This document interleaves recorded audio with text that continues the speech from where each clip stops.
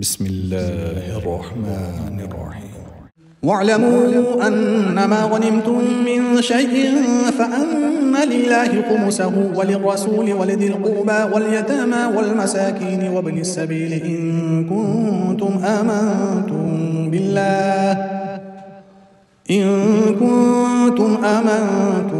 بالله وما أنزلنا على عبدنا يوم الفرقان يوم التقى الجمعان والله على كل شيء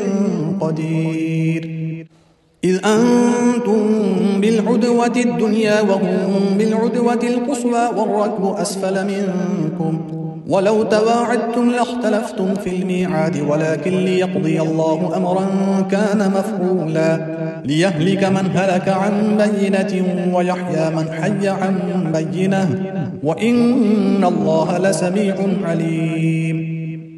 إذ يريكهم الله في منامك قليلا ولو أراكهم كثيرا لفشلتم ولتنازعتم في الأمر ولكن الله سلم إنه عليم بذات الصدور. وإذ يريكموهم إذ التقيتم في أعينكم قليلا ويقللكم في أعينهم ليقضي الله أمرا كان مفعولا وإلى الله ترجع الأمور. يا أيها الذين آمنوا إذا لقيتم فئة فاثبتوا واذكروا الله كثيرا لعلكم تفلحون. وأطيعوا الله ورسوله ولا تنازعوا فتفشلوا وتذهب ريحكم واصبروا إن الله مع الصابرين. ولا تكونوا كالذين خرجوا من ديارهم بطرا ورئاء الناس ويصدون عن سبيل الله والله بما يعملون محيط. وإذ زين لهم الشيطان أعمالهم وقال لا غالب لكم اليوم من الناس وإني جار لكم فلما تراءت الفئتان نكص على عقبيه وقال إني بريء منكم إني أرى ما لا ترون إني أخاف الله والله شديد العقاب. إذ يقول المنافقون والذين في قلوبهم مرض غر هؤلاء دينهم ومن يتوكل على الله فإن الله عزيز حكيم. ولو ترى إذ يتوفى الذين كفروا الملائكة يضربون وجوههم وأدبارهم وذوقوا عذاب الحريق ذلك بما قدمت أيديكم وأن الله ليس بظلام للعبيد. كدأب آل فرعون والذين من قبلهم كفروا بآيات الله فأخذهم الله بذنوبهم إن الله قوي شديد العقاب. ذلك بأن الله لم يكن مغيرا نعمة أنعمها على قوم حتى يغيروا ما بأنفسهم وأن الله سميع عليم. كدأب آل فرعون والذين من قبلهم كذبوا بآيات ربهم فأهلكناهم بذنوبهم وأغرقنا آل فرعون وكل كانوا ظالمين. إن شر الدواب عند الله الذين كفروا فهم لا يؤمنون الذين عاهدت منهم ثم ينقضون عهدهم في كل مرة وهم لا يتقون. فإما تثقفنهم في الحرب فشدد بهم من خلفهم لعلهم يذكرون. وإما تخافن من قوم خيانة فانبذ إليهم على سواء إن الله لا يحب الخائنين. ولا يحسبن الذين كفروا سبقوا إنهم لا يعجزون. وأعدوا لهم ما استطعتم من قوة ومن رباط الخيل ترهبون به عدو الله وعدوكم وآخرين من دونهم لا تعلمونهم الله يعلمهم وما تنفقوا من شيء في سبيل الله يوفى إليكم وأنتم لا تظلمون. وإن جنحوا للسلم فاجنح لها وتوكل على الله إنه هو السميع العليم. وإن يريدوا أن يخدعوك فإن حسبك الله هو الذي أيدك بنصره وبالمؤمنين وألف بين قلوبهم لو أنفقت ما في الأرض جميعا ما ألفت بين قلوبهم ولكن الله ألف بينهم إنه عزيز حكيم. يا أيها النبي حسبك الله ومن اتبعك من المؤمنين. يا أيها النبي حرض المؤمنين على القتال إن يكن منكم 20 صابرون يغلبوا 200 وإن يكن منكم 100 يغلبوا 1000 من الذين كفروا بأنهم قوم لا يفقهون. الآن خفف الله عنكم وعلم أن فيكم ضعفا فإن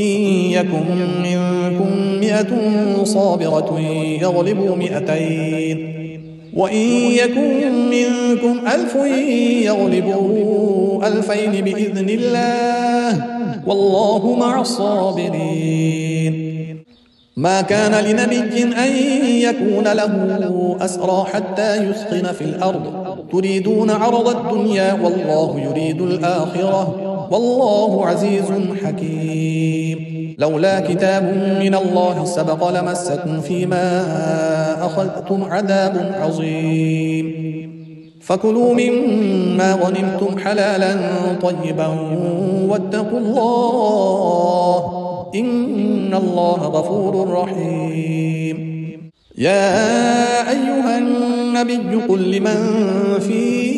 أيديكم من الأسرى إن يعلم الله في قلوبكم خيرا يؤتكم خيرا مما أخذ منكم ويغفر لكم والله غفور رحيم. وإن يريدوا خيانتك فقد خانوا الله من قبل فأمكن منهم والله عليم حكيم. إن الذين آمنوا وهاجروا وجاهدوا بأموالهم وأنفسهم في سبيل الله والذين آووا ونصروا أولئك بعضهم أولياء بعض والذين آمنوا ولم يهاجروا ما لكم من ولايتهم من شيء حتى يهاجروا وإن استنصروكم في الدين فعليكم النصر إلا على قوم بينكم وبينهم ميثاق والله بما تعملون بصير. والذين كفروا بعضهم أولياء بعض إلا تفعلوه تكن فتنة في الأرض وفساد كبير. والذين آمنوا وهاجروا وجاهدوا في سبيل الله والذين آووا ونصروا أولئك هم المؤمنون حقا لهم مغفرة ورزق كريم. والذين آمنوا من بعد وهاجروا وجاهدوا معكم فأولئك منكم وأولو الأرحام بعضهم أولى ببعض في كتاب الله إن الله بكل شيء عليم. براءة من الله ورسوله إلى الذين عاهدتم من المشركين فسيحوا في الأرض 4 أشهر واعلموا أنكم غير معجز الله وأن الله مخزي الكافرين. وأذان من الله ورسوله إلى الناس يوم الحج الأكبر أن الله بريء من المشركين ورسوله فإن تبتم فهو خير لكم وإن توليتم فاعلموا أنكم غير معجز الله وبشر الذين كفروا بعذاب أليم. إلا الذين عاهدتم من المشركين ثم لم ينقصوكم شيئا ولم يظاهروا عليكم أحدا فأتموا إليهم عهدهم إلى مدتهم إن الله يحب المتقين. فإذا انسلخ الأشهر الحرم فاقتلوا المشركين حيث وجدتموهم وخذوهم واحصروهم واقعدوا لهم كل مرصد فإن تابوا وأقاموا الصلاة وآتوا الزكاة فخلوا سبيلهم إن الله غفور رحيم. وإن أحد من المشركين استجارك فأجره حتى يسمع كلام الله ثم أبلغه مأمنه ذلك بأنهم قوم لا يعلمون. كيف يكون للمشركين عهد عند الله وعند رسوله إلا الذين عاهدتم عند المسجد الحرام فما استقاموا لكم فاستقيموا لهم إن الله يحب المتقين. كيف وإن يظهروا عليكم لا يرقبوا فيكم إلا ولا ذمة يرضونكم بأفواههم وتأبى قلوبهم وأكثرهم فاسقون. اشتروا بآيات الله ثمنا قليلا فصدوا عن سبيله إنهم ساء ما كانوا يعملون. لا يرقبون في مؤمن إلا ولا ذمة وأولئك هم المعتدون. فإن تابوا وأقاموا الصلاة وآتوا الزكاة فإخوانكم في الدين ونفصل الآيات لقوم يعلمون. وإن نكثوا أيمانهم من بعد عهدهم وطعنوا في دينكم فقاتلوا أئمة الكفر إنهم لا أيمان لهم لعلهم ينتهون. ألا تقاتلون قوما نكثوا أيمانهم وهموا بإخراج الرسول وهم بدأوكم أول مرة أتخشونهم فالله أحق أن تخشوه إن كنتم مؤمنين. قاتلوهم يعذبهم الله بأيديكم ويخزهم وينصركم عليهم ويشفي صدور قوم مؤمنين ويذهب غيظ قلوبهم ويتوب الله على من يشاء والله عليم حكيم. أم حسبتم أن تتركوا ولما يعلم الله الذين جاهدوا منكم ولم يتخذوا من دون الله ولا رسوله ولا المؤمنين وليجة والله خبير بما تعملون. ما كان للمشركين أن يعمروا مساجد الله شاهدين على أنفسهم بالكفر أولئك حبطت أعمالهم وفي النار هم خالدون. إنما يعمر مساجد الله من آمن بالله واليوم الآخر وأقام الصلاة وآتى الزكاة ولم يخش إلا الله فعسى أولئك أن يكونوا من المهتدين. أجعلتم سقاية الحاج وعمارة المسجد الحرام كمن آمن بالله واليوم الآخر وجاهد في سبيل الله لا يستوون عند الله والله لا يهدي القوم الظالمين. الذين آمنوا وهاجروا وجاهدوا في سبيل الله بأموالهم وأنفسهم أعظم درجة عند الله وأولئك هم الفائزون.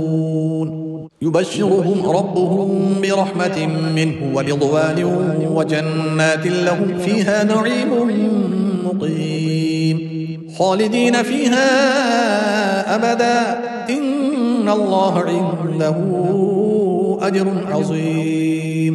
يا أيها الذين آمنوا لا تتخذوا آباءكم وإخوانكم أولياء إن استحبوا الكفر على الإيمان ومن يتولهم منكم فأولئك هم الظالمون. قل إن كان آباؤكم وأبناؤكم وإخوانكم وأزواجكم وعشيرتكم وأموال اقترفتموها وتجارة تخشون كسادها ومساكن ترضونها أحب إليكم من الله ورسوله وجهاد في سبيله فتربصوا حتى يأتي الله بأمره والله لا يهدي القوم الفاسقين. لقد نصركم الله في مواطن كثيرة ويوم حنين إذ أعجبتكم كثرتكم فلم تغن عنكم شيئا وضاقت عليكم الأرض بما رحبت ثم وليتم مدبرين ثم أنزل الله سكينته على رسوله وعلى المؤمنين وأنزل جنودا لم تروها وعذب الذين كفروا وذلك جزاء الكافرين ثم يتوب الله من بعد ذلك على من يشاء والله غفور رحيم يا أيها الذين آمنوا إنما المشركون نجس فلا يقربوا المسجد الحرام بعد عامهم هذا وإن خفتم عيلة فسوف يغنيكم الله من فضله إن شاء إن الله عليم حكيم قاتلوا الذين لا يؤمنون بالله ولا باليوم الآخر ولا يحرمون ما حرم الله ورسوله ولا يدينون دين الحق من الذين أوتوا الكتاب حتى يعطوا الجزية عن يد وهم صاغرون وقالت اليهود عزير ابن الله وقالت النصارى المسيح ابن الله ذلك قولهم بأفواههم يضاهئون قول الذين كفروا من قبل قاتلهم الله أنى يؤفكون اتخذوا أحبارهم ورهبانهم أربابا من دون الله والمسيح ابن مريم وما أمروا إلا ليعبدوا إلها واحدا لا إله إلا هو سبحانه عما يشركون يريدون أن يطفئوا نور الله بأفواههم ويأبى الله إلا أن يتم نوره ولو كره الكافرون هو الذي أرسل رسوله بالهدى ودين الحق ليظهره على الدين كله ولو كره المشركون يا أيها الذين آمنوا إن كثيرا من الأحبار والرهبان ليأكلون أموال الناس بالباطل ويصدون عن سبيل الله والذين يكنزون الذهب والفضة ولا ينفقونها في سبيل الله فبشرهم بعذاب أليم يوم يحمى عليها في نار جهنم فتكوى بها جباههم وجنوبهم وظهورهم هذا ما كنزتم لأنفسكم فذوقوا ما كنتم تكنزون إن عدة الشهور عند الله 12 شهرا في كتاب الله يوم خلق السماوات والأرض منها 4 حرم ذلك الدين القيم فلا تظلموا فيهن أنفسكم وقاتلوا المشركين كافة كما يقاتلونكم كافة واعلموا أن الله مع المتقين إنما النسيء زيادة في الكفر يضل به الذين كفروا يحلونه عاما ويحرمونه عاما ليواطئوا عدة ما حرم الله فيحلوا ما حرم الله زين لهم سوء أعمالهم والله لا يهدي القوم الكافرين يا أيها الذين آمنوا ما لكم إذا قيل لكم انفروا في سبيل الله اثاقلتم إلى الأرض أرضيتم بالحياة الدنيا من الآخرة فما متاع الحياة الدنيا في الآخرة إلا قليل إلا تنفروا يعذبكم عذابا أليما ويستبدل قوما غيركم ولا تضروه شيئا والله على كل شيء قدير إلا تنصروه فقد نصره الله إذ أخرجه الذين كفروا ثاني اثنين إذ هما في الغار إذ يقول لصاحبه لا تحزن إن الله معنا فأنزل الله سكينته عليه وأيده بجنود لم تروها وجعل كلمة الذين كفروا السفلى وكلمة الله هي العليا والله عزيز حكيم انفروا خفافا وثقالا وجاهدوا بأموالكم وأنفسكم في سبيل الله ذلكم خير لكم إن كنتم تعلمون لو كان عرضا قريبا وسفرا قاصدا لاتبعوك ولكن بعدت عليهم الشقة وسيحلفون بالله لو استطعنا لخرجنا معكم يهلكون أنفسهم والله يعلم إنهم لكاذبون عفى الله عنك لم أذنت له حتى يتبين لك الذين صدقوا وتعلم الكاذبين لا يستأذنك الذين يؤمنون بالله واليوم الآخر أن يجاهدوا بأموالهم وأنفسهم والله عليم بالمتقين إنما يستأذنك الذين لا يؤمنون بالله واليوم الآخر وارتابت قلوبهم فهم في ريبهم يترددون ولو أرادوا الخروج لأعدوا له عدة ولكن كره الله بعاثهم فثبطهم وقيل اقعدوا مع القاعدين لو خرجوا فيكم ما زادوكم إلا خبالا ولأوضعوا خلالكم يبغونكم الفتنة وفيكم سماعون لهم والله عليم بالظالمين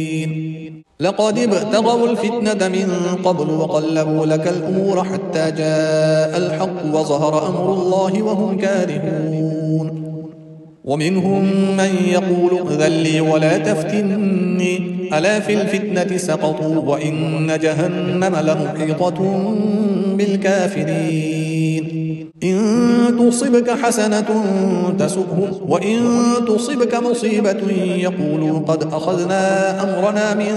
قبل ويتولوا وهم فرحون قل لن يصيبنا إلا ما كتب الله لنا هو مولانا وعلى الله فليتوكل المؤمنون قل هل تربصون بنا إلا إحدى الحسنيين ونحن نتربص بكم أن يصيبكم الله بعذاب من عنده أو بأيدينا فتربصوا إنا معكم متربصون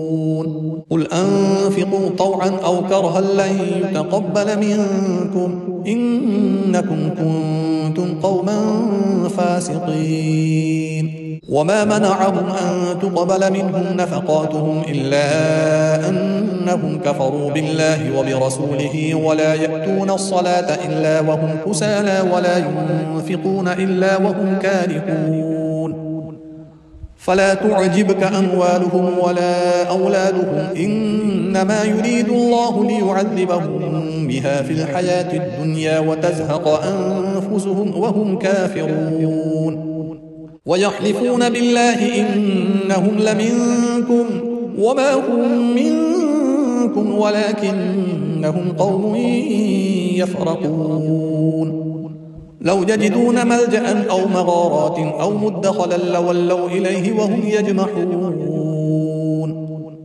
ومنهم من يلمزك في الصدقات فإن أعطوا منها رضوا وإن لم يعطوا منها إذا هم يسخطون ولو أنهم رضوا ما آتاهم الله ورسوله وقالوا حسبنا الله سيؤتينا الله من فضله ورسوله إنا إلى الله راغبون إنما الصدقات للفقراء والمساكين والعاملين عليها والمؤلفة قلوبهم وفي الرقاب والغارمين وفي سبيل الله وابن السبيل فريضة من الله والله عليم حكيم ومنهم الذين يؤذون النبي ويقولون هو أذن قل أذن خير لكم يؤمن بالله ويؤمن للمؤمنين ورحمة للذين آمنوا منكم والذين يؤذون رسول الله لهم عذاب أليم يحلفون بالله لكم ليرضوكم والله ورسوله أحق أن يرضوه إن كانوا مؤمنين ألم يعلموا أنه من يحادد الله ورسوله فأن له نار جهنم خالدا فيها ذلك الخزي العظيم يحذر المنافقون أن تنزل عليهم سورة تنبئهم بما في قلوبهم قل استهزئوا إن الله مخرج ما تحذرون ولئن سألتهم ليقولن إنما كنا نخوض ونلعب قل أبالله وآياته ورسوله كنتم تستهزئون لا تعتذروا قد كفرتم بعد إيمانكم إن نعف عن طائفة منكم نعذب طائفة بأنهم كانوا مجرمين المنافقون والمنافقات بعضهم من بعض يأمرون بالمنكر وينهون عن المعروف ويقبضون أيديهم نسوا الله فنسيهم إن المنافقين هم الفاسقون وعد الله المنافقين والمنافقات والكفار نار جهنم خالدين فيها هي حسبهم ولعنهم الله ولهم عذاب مقيم كالذين من قبلكم كانوا أشد منكم قوة وأكثر أموالا وأولادا فاستمتعتم بخلاقكم كما استمتع الذين من قبلكم بخلاقهم وخضتم كالذي خاضوا أولئك حبطت أعمالهم في الدنيا والآخرة وأولئك هم الخاسرون ألم يأتهم نبأ الذين من قبلهم قوم نوح وعاد وثمود وقوم إبراهيم وأصحاب مدين والمؤتفكات أتتهم رسلهم بالبينات فما كان الله ليظلمهم ولكن كانوا أنفسهم يظلمون والمؤمنون والمؤمنات بعضهم أولياء بعض يأمرون بالمعروف وينهون عن المنكر ويقيمون الصلاة ويؤتون الزكاة ويطيعون الله ورسوله أولئك سيرحمهم الله إن الله عزيز حكيم وعد الله المؤمنين والمؤمنات جنات تجري من تحتها الأنهار خالدين فيها ومساكن طيبة في جنات عدن ورضوان من الله أكبر ذلك هو الفوز العظيم يا أيها النبي جاهد الكفار والمنافقين واغلظ عليهم ومأواهم جهنم وبئس المصير يحلفون بالله ما قالوا ولقد قالوا كلمة الكفر وكفروا بعد إسلامهم وهموا بما لم ينالوا وما نقموا إلا أن أغناهم الله ورسوله من فضله فإن يتوبوا يك خيرا لهم وإن يتولوا يعذبهم الله عذابا أليما في الدنيا والآخرة وما لهم في الأرض من ولي ولا نصير ومنهم من عاهد الله لئن آتانا من فضله لنصدقن ولنكونن من الصالحين فلما آتاهم من فضله بخلوا به وتولوا وهم معرضون فأعقبهم نفاقا في قلوبهم إلى يوم يلقونه بما أخلفوا الله ما وعدوه وبما كانوا يكذبون ألم يعلموا أن الله يعلم سرهم ونجواهم وأن الله علام الغيوب الذين يلمزون المطوعين من المؤمنين في الصدقات والذين لا يجدون إلا جهدهم فيسخرون منهم سخر الله منهم ولهم عذاب أليم استغفر لهم أو لا تستغفر لهم إن تستغفر لهم 70 مرة فلن يغفر الله لهم ذلك بأنهم كفروا بالله ورسوله والله لا يهدي القوم الفاسقين فرح المخلفون بمقعدهم خلاف رسول الله وكرهوا أن يجاهدوا بأموالهم وأنفسهم في سبيل الله وقالوا لا تنفروا في الحر قل نار جهنم أشد حرا لو كانوا يفقهون فليضحكوا قليلا وليبكوا كثيرا جزاء بما كانوا يكسبون. فإن رجعك الله إلى طائفة منهم فاستأذنوك للخروج فقل لن تخرجوا معي أبدا ولن تقاتلوا معي عدوا إنكم رضيتم بالقعود أول مرة فاقعدوا مع الخالفين. ولا تصل على أحد منهم مات أبدا ولا تقم على قبره إنهم كفروا بالله ورسوله وماتوا وهم فاسقون. ولا تعجبك أموالهم وأولادهم إنما يريد الله أن يعذبهم بها في الدنيا وتزهق أنفسهم وهم كافرون. وإذا أنزلت سورة أن آمنوا بالله وجاهدوا مع رسوله استأذنك أولو الطول منهم وقالوا ذرنا نكن مع القاعدين. رضوا بأن يكونوا مع الخوالف وطبع على قلوبهم فهم لا يفقهون. لكن الرسول والذين آمنوا معه جاهدوا بأموالهم وأنفسهم وأولئك لهم الخيرات وأولئك هم المفلحون. أعد الله لهم جنات تجري من تحتها الأنهار خالدين فيها ذلك الفوز العظيم. وجاء المعذرون من الأعراب ليؤذن لهم وقعد الذين كذبوا الله ورسوله سيصيب الذين كفروا منهم عذاب أليم. ليس على الضعفاء ولا على المرضى ولا على الذين لا يجدون ما ينفقون حرج إذا نصحوا لله ورسوله ما على المحسنين من سبيل والله غفور رحيم. ولا على الذين إذا ما أتوك لتحملهم قلت لا أجد ما أحملكم عليه تولوا وأعينهم تفيض من الدمع حزنا ألا يجدوا ما ينفقون. إنما السبيل على الذين يستأذنونك وهم أغنياء رضوا بأن يكونوا مع الخوالف وطبع الله على قلوبهم فهم لا يعلمون.